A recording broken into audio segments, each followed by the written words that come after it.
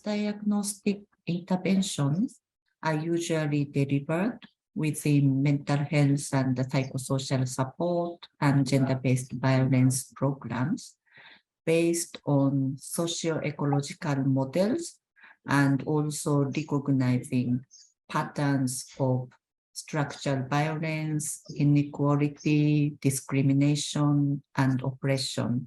When responding to survivors of gender-based violence, it's essential that the problem of that violence is situated with the perpetrator and not with the survivor. Paying close attention to and having clarity on this issue is required, it's essential, particularly when we're delivering approaches which are designed to support people to bring about changes in their own thought patterns, emotions, or behaviors, as this may inadvertently give survivors the impression that they're at fault rather than the perpetrator.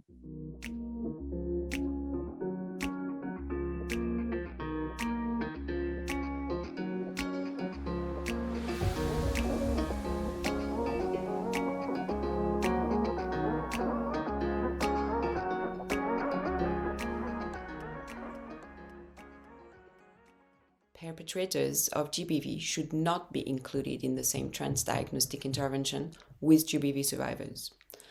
To help mitigate risk, MHPSS groups should set expectations and group agreements on the purpose of the group, what will be covered in the group, and how to support and respect each other.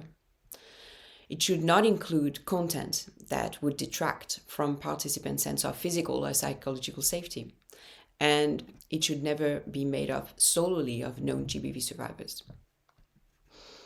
Recommended adaptations include adding or strengthening a safety component of the intervention, including individual safety planning with GBV survivors and those at risk.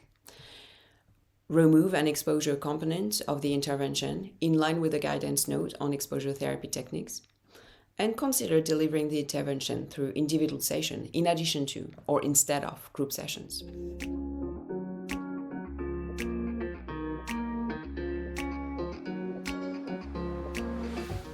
So training, support, and ongoing supervision from specialists with expertise on the specific transdiagnostic psychological intervention to be employed and GBV specialist is required when implementing these approaches in humanitarian settings with GBV survivors and those at risk of GBV.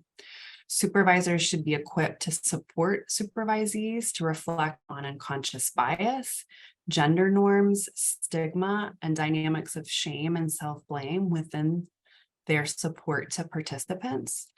And the training, support, and supervision should be secured and adequately resourced before starting service provision.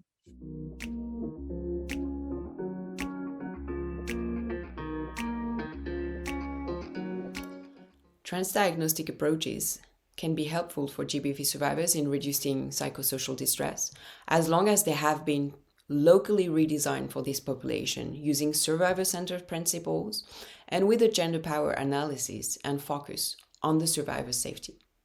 They must closely link with GBV response programs and services, including GBV case management.